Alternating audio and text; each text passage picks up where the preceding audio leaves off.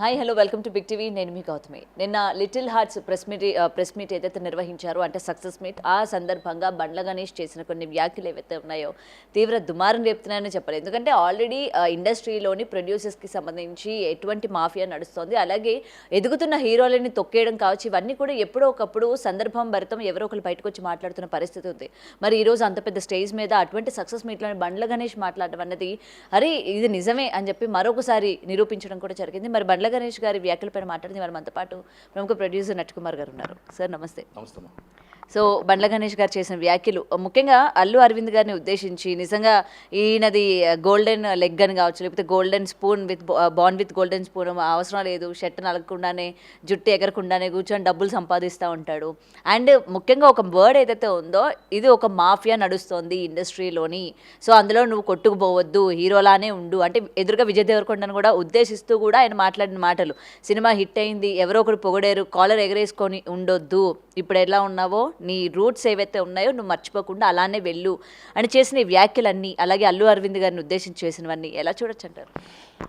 ఆయన చెప్పిన ప్రతి మాట అక్షరాల నిజం.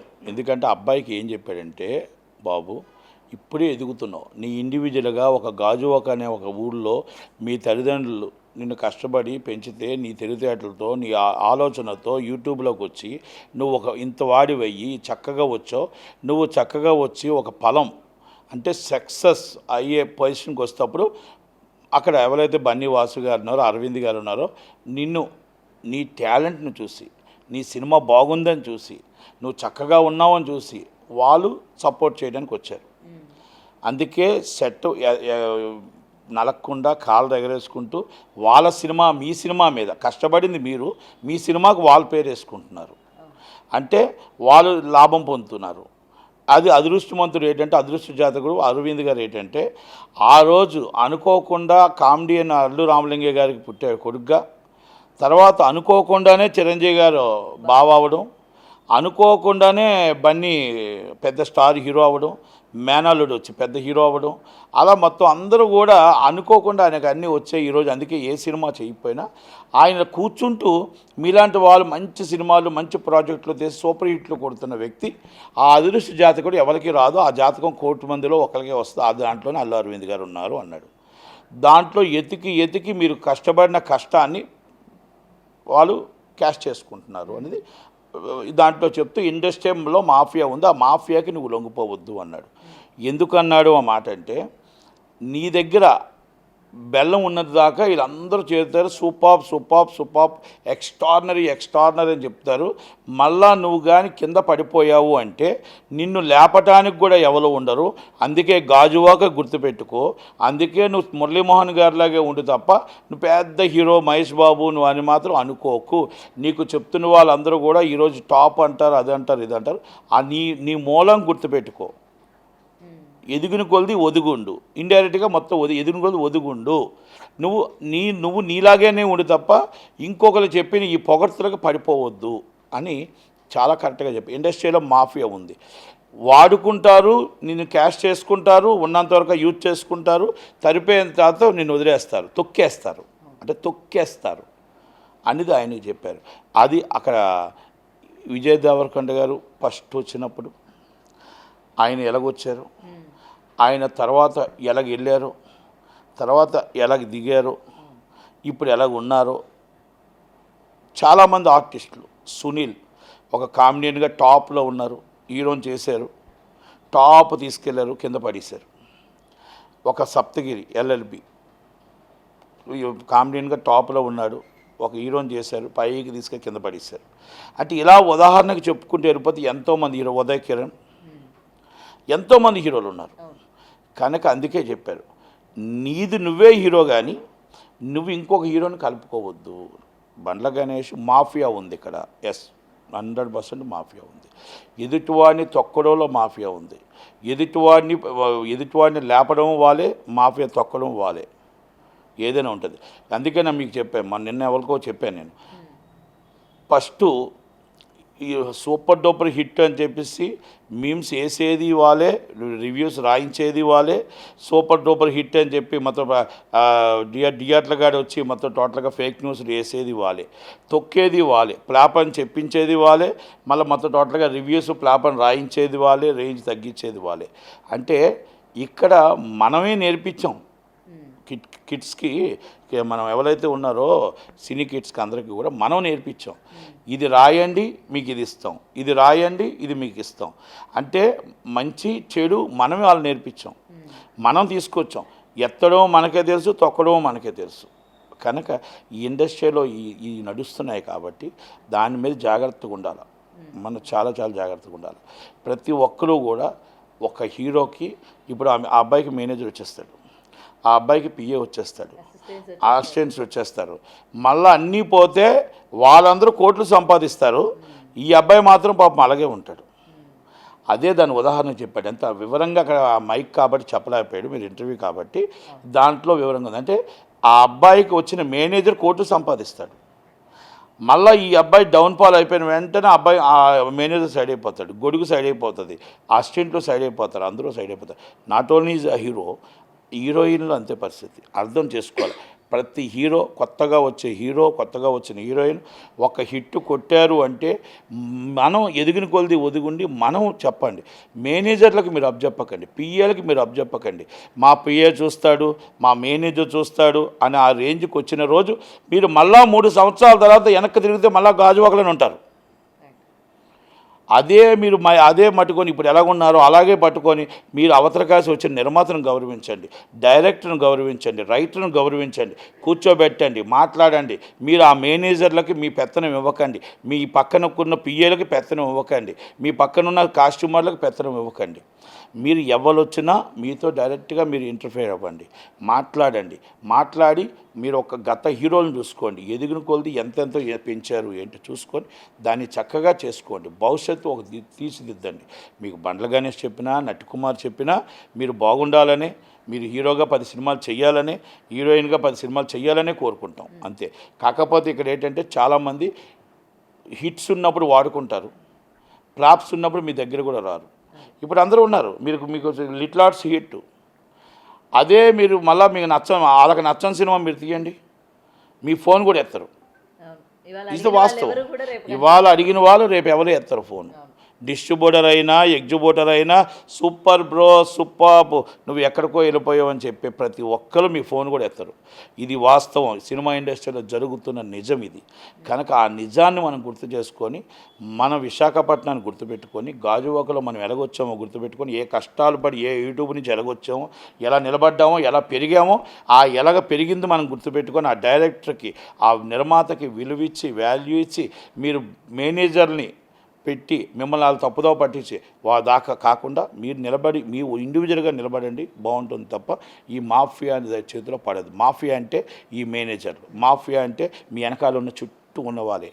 అండ్ సార్ ఇంకొకటి ఇక్కడ బడ్జెట్ల గురించి కూడా ఆయన సంబోధించడం జరిగింది. ఇది 2.5 కోట్ల బడ్జెట్తోని సినిమా తీసి 50 కోట్ల కలెక్షన్ వరకు కొల్లగొట్టింది. అయితే 500 కోట్లు, 1000 కోట్లు, ఇన్ని కోట్లు పెట్టి తీస్తారు, ఇది కాదు, ఇగో ఇది సినిమా, ఇలా తీయాలి సినిమా, పెద్ద పెద్ద కోట్లు పెడితే కాదు అని చెప్పి కూడా మాట అనడం కూడా జరిగింది బండ్ల గణేష్ గారు. పెద్ద హీరోలు అందరూ ఇప్పుడు ఈ సినిమాలు చూసి, కొత్తలో మిరాయ్, ఈ మధ్యగాళ్ళు దశావతారం, లక్ష్మీ అవతారం సినిమా ఉంది కదా, నరసింహ అవతారం, ఇంకా so many movies and small movies super duper hit and small budget and మొత్తం టోటల్గా ఒక్కొక్కటి 100 కోట్లు కలెక్ట్ చేస్తున్నాం. ప్రతి హీరో తెలుసుకోవాలి ఏం చేస్తున్నాం, మనం ఎక్కడికి వెళ్తున్నాం, ప్రజల దగ్గర రేటు పెంచుతున్నాం, ప్రజల దగ్గర మొత్తం ఇష్టం వచ్చినట్టు మనం దోచుకుంటున్నాం. మనం ఇష్టం వచ్చినట్టు 500 కోట్లు, 1000 కోట్లు, 700 కోట్లు అంటున్నాం. వాళ్ళు చిన్న సినిమా తీసి వాళ్ళు 100 కోట్లు కొడుతూ ఉంటే మనం 700 కోట్లు కొట్టి మనం 2000 కోట్లు కొట్టాలి. 700 కోట్లకు పెట్టి మనం 750 కోట్లు వస్తుంటే ఏంటి అది? మన తప్ప, మన సబ్జెక్ట్ తప్ప, మనం తీసుకునే నిర్ణయాలు తప్ప, ఈ ఖర్చులన్నీ అతి ఖర్చులు మనం చేస్తున్న తప్ప అనేది ప్రతి హీరో తెలుసుకోవాలి, ప్రతి డైరెక్టర్ తెలుసుకోవాలి. వాళ్ళని చూసి నేర్చుకోండి, ఆ చిన్న సినిమా తీసిన వాళ్ళని చూసి నేర్చుకోండి అని ప్రతి హీరోకి నేను చెప్తున్నా, ప్రతి డైరెక్టర్కి నేను చెప్తున్నా. మేము చాలా గొప్పగా తీసామని చెప్తున్నారు. ఏం ఆడుతుందండి? ఓపెనింగ్ ఫస్ట్ డే 3 రోజులు పెద్ద సినిమాలు, 4వ రోజు సినిమాలు ఉన్నాయా? కానీ ఆ బడ్జెట్ అనేది ఆ సినిమాలో కూడా కనిపించట్లేదు. చూసే సినిమాలో కూడా అరే దీనికి ఎందుకు ఇంత పెట్టారు, అవసరం ఏముంది అన్నట్టు కూడా ప్రజలు ఒక నిర్ణయానికి వచ్చేస్తున్నారు. ఆ పెట్టిన బడ్జెట్ కూడా ఓకే ఇంత గొప్పగా తీసారా, ఇంత డబ్బులు అయినాయా అన్నది కూడా కనిపిస్తలే ఆ సినిమాలో. అంటే ఎలాగైపోయిందంటే లగ్జరీ అయిపోయింది. ఒక హీరో, ఒక హీరోయిన్, మొత్తం సైడ్ ఆర్టిస్టులు 20 మంది, ఆ సైడ్ టాప్ టెక్నీషియన్స్ ఒక 20 మంది, అందరూ కలిపి 100 మంది. ఈ 100 మందికి కార్వేన్లు, 100 మందికి బెంచ్ కార్లు, ఈ 100 మందికి ఇన్నోవా కార్లు, వాళ్ళ మేనేజర్లు, వాళ్ళ అసిస్టెంట్లు ఇవన్నీ కలిపి పర్ డే ₹1,00,00,000 ఎక్స్ట్రా అవుతుంది. 1 crore ఎక్స్ట్రా అవుతుంది. ఈ 1 crore ఇంటూ మొత్తం టోటల్గా దాదాపు మాకు 700 కోట్లకి 30% వీళ్ళకే వేస్టేజ్ అవుతుంది. వేస్టేజ్ షూటింగ్ రోజుకి అవుతే ఒక్క సీన్ అవుతుంది. ప్లాన్ చేసేటప్పటికి మధ్యాహ్నం 1 గంట, షార్ట్ తీసేటప్పటికి 5 ప్యాకప్, షార్ట్ తీసేటప్పుడు ప్యాకప్, మళ్ళీ నైట్ సీన్ స్టార్ట్ చేశారంటే నైట్ లైటింగ్ రాత్రి 1 గంట, 2:30కి షార్ట్ రెడీ ప్యాకప్. ఈ పరిస్థితుల్లో పెద్ద సినిమాలు ఉన్నాయి. హీరోలకు కూడా బాధ అనిపిస్తుంది, హీరోలకు కూడా ఇబ్బంది అనిపిస్తుంది, సైడ్ ఆర్టిస్టులకు కూడా ఇబ్బంది అనిపిస్తుంది. మీరు దీప్తి పడుకొని మీరు ఆమె వర్షంలో ఆలోచించండి. ఇప్పుడు ఈ పెద్దవాళ్ళందరి దగ్గర మన సినిమా దగ్గర ఉండి వీళ్ళ రోజుకి ఆ కార్వేన్లో కూర్చొని టైంపాస్ చేసుకొని ఉండే బదులు అసలు వీళ్ళు సినిమా చేయకపోతే మంచిది కదా అనిపించినట్టుంది ఆమెకి. ఆమె తప్పుకోకుండా వాళ్ళు తప్పించే విధంగా చేసుకుంది ఆమె. అంటే నా డేట్స్ 300 రోజులు 200 రోజులు తీసుకుని నన్ను కూర్చోబెడుతున్నారు మీరు. రోజుకి ఒక సీన్ కూడా వస్తుందో రాదో తెలియని పరిస్థితుల్లో ఉండేటప్పుడు నేను ఆ టైం వేస్ట్ చేసేటప్పుడు 4 యాడ్స్ చేసుకోవచ్చు, 4 ప్రోగ్రామ్ చేసుకోవచ్చు, 4 షోరూమ్లు ఓపెన్ చేసుకోవచ్చు, 4 చిన్న సినిమాలు చేసుకోవచ్చు. ఎందుకు ఈ బాధ అని నాకు ఫీలింగ్ ఆమె వెళ్ళిందని నేను అనుకుంటున్నా. ఓకే, ఎందుకంటే ఎవ్రీడే మనం ఒక షూటింగ్కి వెళ్తాం పెద్ద సినిమాకి. ఆ షూటింగ్ ఎందుకు ఖర్చు పెడుతున్నారు? మేము ఉదాహరణ చిరంజీవి గారిని తీసుకుందాం, విశ్వంబర తీసుకోండి, అనిల్ రావుపూడి తీసుకోండి. అనిల్ రావుపూడిది పండగకి సినిమా వచ్చేస్తుంది. విశ్వంబర ఎప్పుడు స్టార్ట్ అయింది, ఎప్పుడు ఫినిష్ అవుతుంది, ఎప్పుడు ఎందుకు వెళ్తుంది? విఎఫ్ఎక్స్ పక్కన పెట్టేయండి, ఎందుకు ఫినిష్ అవ్వలేదు? దాని బడ్జెట్ ఎంత, ఆ బడ్జెట్ నుంచి ఖర్చు ఎంత, యూవీ క్రియేషన్స్ మరి నిర్మాతలు మరి అది ఏంటి, వాళ్ళ ప్లానింగ్ ఏంటి? ఇప్పుడు ఆ నిర్మాత డబ్బు నష్టపోతే అది ఇండస్ట్రీ మీదే పడుతుంది ఆ భారం. ఆ నిర్మాత లాస్ వస్తే అది ఇండస్ట్రీ మీద వస్తుంది. చిరంజీవి గారు యాక్ట్ చేశారు, సినిమా లాస్ వచ్చింది అంటారు, కానీ చిరంజీవి గారు తప్పు కాదు ఇక్కడ. అక్కడ నిర్మాతలు తప్పు, ప్లానింగ్ తప్పు, డైరెక్టర్ తప్పు. మీరు ఎన్ని రోజులు ప్లానింగ్ అనుకుంటున్నారు? 300 రోజులు, 300 రోజులు కాదు 600 రోజులు చేయండి, లేకపోతే 90 రోజులు అనుకుంటున్నారు 180 రోజులు చేయండి. కానీ అక్కడ పెద్ద హీరోలు అనేసరికి ఎవరికి కూడా క్వశ్చన్ చేసే అవకాశం ఉండదు కదా. ఇట్లా మీరు అంటే డిమాండ్, ఇప్పుడు చిన్న హీరోలను అయితే డిమాండ్ చేస్తారు టైంకి అయిపోవాలి మేము ఇంత పెడుతున్నాము అని చెప్పి. చిన్న హీరోలతోనే 3 సంవత్సరాలు చేస్తున్నారు. ఇప్పుడు హీరో నిఖిల్ సినిమాలు ఎంత చేస్తున్నారు, విజయ్ దేవరకొండ గారి సినిమాలు ఎలా చేస్తున్నారు, అవి కూడా లాంగ్ టైమే చేస్తున్నారు. మరి అన్నీ అలాగే ఉన్నాయి. అంటే నేనేమంటున్నానంటే జవాబుతనం ఉండాలి. అంటే మనకి ఎంత ఖర్చు అవుతుంది, మార్కెట్ బిజినెస్ ఎంత అవుతుంది, మనం ఎంత తేడా వస్తుంది, ఈరోజు మనం ఎందుకు ఇంత లేట్ చేస్తున్నాం, ఈ వేస్టేజ్ ఈ సినిమాలో మనకి ఎందుకు కనబడట్లేదు, వడ్డీలు ఎందుకు ఎంత ఎక్కువ అవుతున్నాయి, ఇవన్నీ ఆలోచించుకోవాలి. పవన్ కళ్యాణ్ గారు దాంట్లో ఎగ్జామ్స్ని తీసేయండి. పవన్ కళ్యాణ్ గారికి ఏంటంటే ఆయన ఆల్రెడీ పొలిటికల్ ఉన్నారు కాబట్టి ఆయన ఎప్పుడో చెప్పాడు నేను మధ్యలో వచ్చే షూటింగ్ చేస్తానని చెప్పాడు. పవన్ కళ్యాణ్ గారికి ఈ సినిమాలకి సంబంధం, రెగ్యులర్ హీరోలు ఉన్నారు, వాళ్ళు రెగ్యులర్ హీరోయిన్లు ఉన్నారు, వాళ్ళ సినిమాలు ఎందుకు చేయలేకపోతున్నారు? అది ఇప్పుడు ప్రభాస్ గారి సినిమా ఉంది, రోజు రోజుకి పెరుగుతూనే ఉంది టైమింగ్. అలాగే మొత్తం టోటల్ అందరూ ఉన్నారు హీరోలు, మొత్తం అందరు హీరోల పరిస్థితి అలాగే ఉంది. ఇప్పుడు బన్నీ గారిది ఒక డిఫరెంట్ మూవీ, దానికి అటు మహేష్ బాబుది ఒక డిఫరెంట్ మూవీ. ఎందుకంటే అందరూ రాజమౌళిలు అయిపోరు. రాజమౌళి గారు ఇస్ డిఫరెంట్. మీరు రాజమౌళి గారిని మళ్ళీ ఇంకొకటి చూసుకోండి, రాజమౌళి గారి సినిమా ఒక్కసారే చూడగలుగుతారు, రెండోసారి చూడలేము, ఎవరూ చూడలేరు. కాకపోతే ఆయనకు ఒక పేరు వచ్చింది, ఒక పర్ఫెక్ట్ ప్లానింగు, అంతే తప్ప అందరూ రాజమౌళిలు ఎవరు. అలాగని రాజమౌళి గారు మీరు అనిల్ రావుపూడి సినిమా 5 సార్లు చూసాం, మీరు రాజమౌళి గారి సినిమా ఒక్కసారి చూడగలుగుతాం అంటే దానికి మీరు అర్థం చేసుకోండి. ఇంకా అదికంటే ఆయన పెట్టిన ఖర్చుకి అలా ఆయన దాంట్లో ఆయన అదే చెప్తాడు, నేను అలాగే చేస్తాను అని చెప్తాడు, ఆయన ప్రకారంగా ఆయన వెళ్తున్నాడు. కనుక రాజమౌళి గారి సినిమా కానీ మీరు అనిల్ రావుపూడి గారు కానీ, ఉదాహరణకు డైరెక్టర్లు ఇంకా కొంతమంది తీసుకుందాం, సుకుమార్ గారు, ఇవన్నీ నేనేమంటానంటే మీరు టైం ఎందుకు టేకింగ్ చేస్తున్నారు, వేస్ట్ చేసుకుంటున్నారు. ఇప్పుడు ఈ చిన్న సినిమాని చూడండి, మీరు అలాగే మిరాయి చూడండి, అలాగే మీరు ఇంకో సినిమా చూడండి, మీరు కొత్తలోకి చూడండి, ఆ బిఫోర్ అంతకుముందు వచ్చిన సినిమాలు చూడండి. ఈ మధ్యన మీకు థియేటర్ల వాళ్ళకి రన్ అవుతుంది సినిమా, తిండి పెడుతుంది, థియేటర్లో కాపాడుతుంది చిన్న సినిమాలే. పెద్ద సినిమాలు మాత్రమే వేస్తుంది. 25 సినిమా వేసామంటే మళ్ళీ రేపు ఏం పరిస్థితో తెలియదు.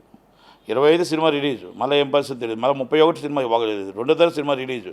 ఫస్ట్ సినిమా కాంతారా ఎక్కడికో వెళ్ళిపోయింది, 2 కోట్లు నైజాం, ఇది సారీ ఆంధ్రప్రదేశ్ తెలంగాణ. ఇప్పుడు అదే 100 కోట్లు ఇక్కడ 98 కోట్లు పెరిగింది. మరి అంత డబ్బు కలెక్ట్ చేస్తుందా అంటే ఒక్కసారికే 98% రేషియో ఇచ్చారు. అంటే అది ఇవ్వడం కరెక్టా కాదా? ప్రజల దగ్గర మరి అంత బడ్జెట్ ఉంటుందా లేదని చూడాలి, వెయిట్ చేయాలి.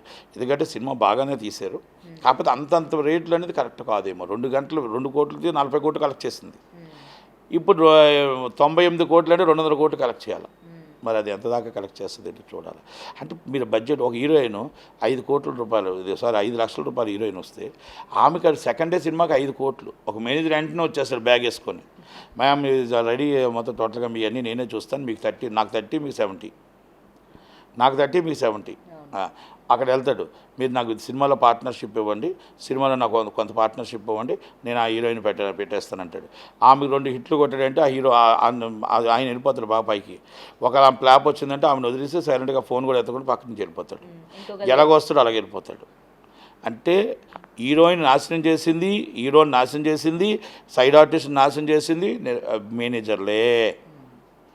ఇది తెలుసుకోగలిగిన ఆర్టిస్టు బాగుంటాడు, ఇది తెలుసుకోగలిగిన హీరోయిన్ బాగుంటుంది, సైడ్ ఆర్టిస్టులు బాగుంటారని మాత్రం నేను చెప్పగలుగుతాను. For more videos like this, subscribe Big TV channel.